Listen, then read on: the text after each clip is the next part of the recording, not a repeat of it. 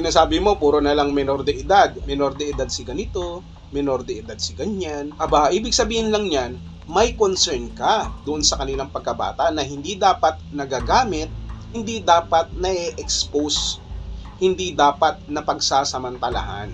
Dahil nga, sila ay mga minor de edad pa. Concern ka sa kalagayan ng mga bata. Tama ba?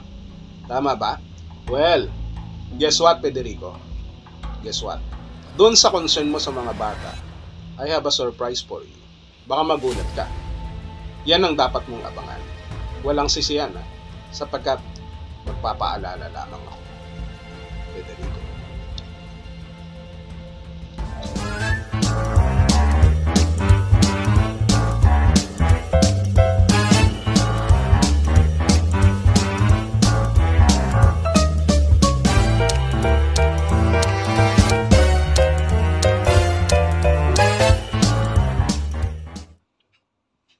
Kamusta, Pedring?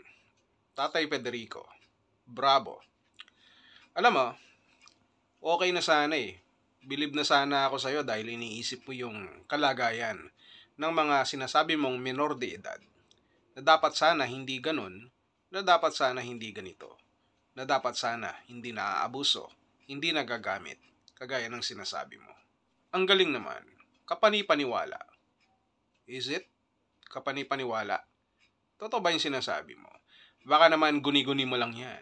Dahil mahilig kang gumawa ng mga storya. Dahil ikaw ay mahilig manahi. Na bukod sa mga damit na iyong tinatahi, mga tela, pati ba naman mga storya pilit mo na rin tinatahi, magaling ka na rin magtahi ng mga storya. Pero ang problema, dun sa mga tinatahi mo na istorya, may mga butas pa rin. Hindi mo masyadong naisasarado.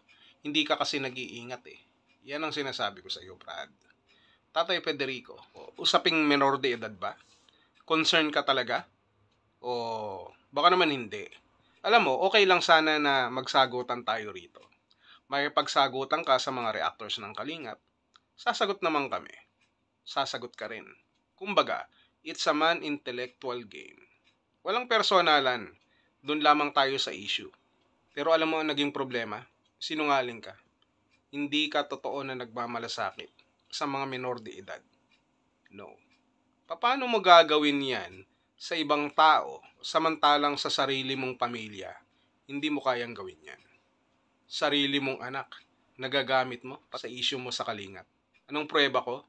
Eto, galing sa iyo mismo, sa video mo. Dami na daw po Ako, si kulit. Val. Ano? Ayan no, Val Santos Matuwang. Dami po sa Saan akin. na ito? Taga saan na Ito, may ang nakita yung anak tao ko.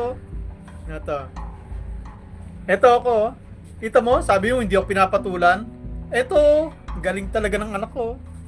Ayan babasahin ko sa inyo Val Santos Matubang. Tagasaan ba ang taong ito at mahilig mag-content sa Kalingap na walang pahintulot? At ayon sa source po namin, isa rin pala ito mambubudol. Mag-ingat kayo sa taong ito at baka mabudol kayo. Magnanako ng content ng Kalingap nang walang paalam. Galing ka. Isa. Paano screenshot nito? Tumitirada si Val Santos. Sabi niyo hindi ako papatulan, hindi ako pinapansin. Sino? Mambubundo ako. Ano, Tropakis, maniniwala kayo dyan. Screenshot mo.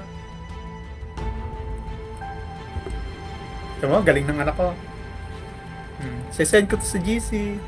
Paalala, pinagbabawal po namin ang content sa Kalingap nang walang pahintulot. Ito, nagpaalala pa siya ito. Val Santos Matubang. Post niya. Paalala, pinagbabawal po namin ang mag-content sa Kalingap na walang pahintulot. Ayun, binigyan ako ng content ni Val. Iyan mo, screenshot mo na. Kita mo, hindi raw kita mo nga. Ito po yung buo. Ito buo.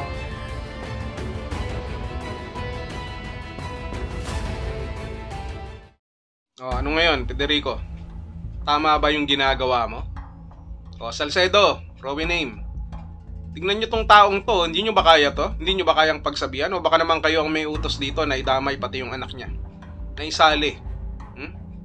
Sasabihin ni Federico, okay lang yan. Kinukwentuhan ko naman yung anak ko na anak ganito lang yan, na anak ganito lang yan, na anak walang personalan, na anak ito yung mga tao na huwag mong papamarisan. Tinuturuan mo yung anak mo ng mga ganon, na imbis na nagko-concentrate, na nakapokus sa pag-aaral ng anak mo, nadadamay pa dyan sa issue mo sa social media dito sa Kalingap. Ilang taon na ba ang anak mo? Ilang taon na? Hindi dapat siya nakakaladkad dito. Hindi mo siya dapat sinasali dyan sa mga ginagawa mo patungkol dito sa Kalingap o sa social media. Na imbis na tinuturuan mo na lumayo sa mga issue, na tinuturuan mo na maging pribado, sinasama mo pa, dinadamay mo pa. Tama ba yun? And you are talking about protecting minors? Sa sarili mong anak hindi mo magawa. Sa sarili mong anak hindi mo magawa yan. Na dapat nilalayo mo siya dyan. Alam mo kung bakit? Dapat tayo lang ang naghaharap dito. Pero hindi maiiwasan na madadamay ang anak mo. Dahil sinasama mo Proud ka pa na naghahanap yung anak mo ng mga tao na nagsasalita laban sa'yo. Dahil tinuturuan mo siguro. No? Na anak, ito yung mga kalaban natin. Na anak, ito yung mga tao na babanatan natin. Na anak, itong si papa mo, hindi nila kaya to. Matapang tayo paglalaban natin yung katotohanan at katwiran. Sa tingin mo, naiintindihan ng anak mo yun. Na dapat sana tinuturuan mo. At tinuturuan mo na mag-aral ng mabuti. Alam mo, kapag nadamay dito ang anak mo, hindi maiiwasan na yung anak mo mismo kapag may mga nakapanood na yung tatay nila ay against sa Kalingap. Sa tingin mo, ano ang sasabihin ng mga tao sa anak mo? Sa eskwelahan, sa kanyang mga kalaro, sa kanyang mga kaibigan, ano sasabihin? Yung tatay mo ganito, yung tatay mo ganyan. Sa murang edad ng anak mo, hindi maaaring hindi siya maapektuhan sa ngayon. Pero sa mga susunod na araw, yan ang gagamitin sa kanya. Madadamay ang personal na buhay ng bata na imbis na naglalaro na lamang, nakakaladkad mo pa sa mga ginagawa mo. Yan ang hindi tama. Alam mo ba kaya nga may rules, may policies ang YouTube dyan? Kaya inihiwalay yung video na para sa mga bata at para sa matatanda. Dahil dyan na hindi dapat sila nai-involve, hindi dapat sila nai-issue, na dadamay dito sa mga usapin kagaya ng ating mga pinag-uusapan. Magpapa-screenshot ka pa sa anak mo.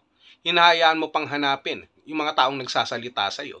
Anong gagawin mo kapag nadamay ang anak mo rito? Dahil may mga siraulo na pwedeng patulan yung anak mo.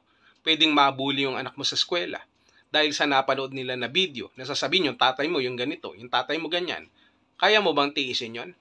Okay lang? Okay ka lang? Hindi na natin pinag-uusapan pa rito yung batas-batas. Napakasimple niyan na hanggat maaari ilayo mo sa sarili mong laban ang iyong anak, lalo na minor de edad na sinasabi mong pinoprotektahan mo.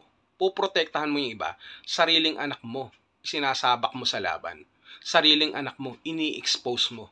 Sariling anak mo, hindi mo iniiwas sa mga issue. At proud ka pa. Yan ba ang masasabi mo na tunay na nagmamalasakit? Kawawa naman yung bata. Kawawa naman yung anak mo. Ito, tayo, maghapon, 24 oras magsagutan tayo rito. Labasan tayo ng mga argumento, ng mga ebidensya. Walang problema. Pero wag mong idadamay yung anak mo.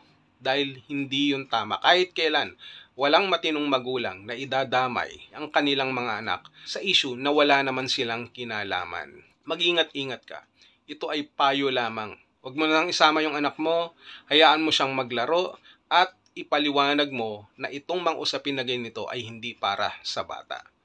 Wag Federico, wag ganon Federico. Hindi tama yung ganon. Patunayan mo yung care mo sa sinasabi mong mga minor de edad, kaya mong gamitin sa sarili mong anak.